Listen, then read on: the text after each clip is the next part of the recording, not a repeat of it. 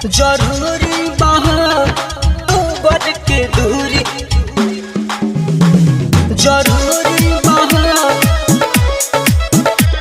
जरूरी बहा। काहे लॉकडाउन में शादी किया, खाते नहीं खो जवानी के बिया पिया पिया।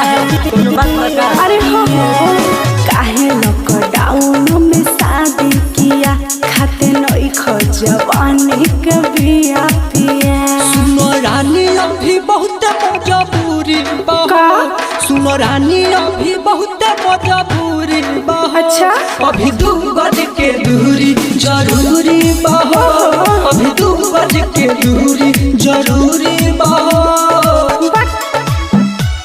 जरूरी बहा 2 गज के दूरी जरूरी बहा, जरूरी बहा।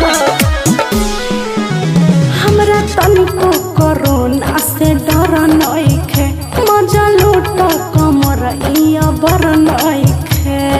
बुझला क्वारंटाइन करे का ना सैनिटाइजर लगल ह। छाती पर चढ़ के नया फर परा बाबा जबूरी तनी सबर परा। छानल जिंदगी भोखाए के पूरी बहो, छानल जिंदगी भोखाए के पूरी बहो।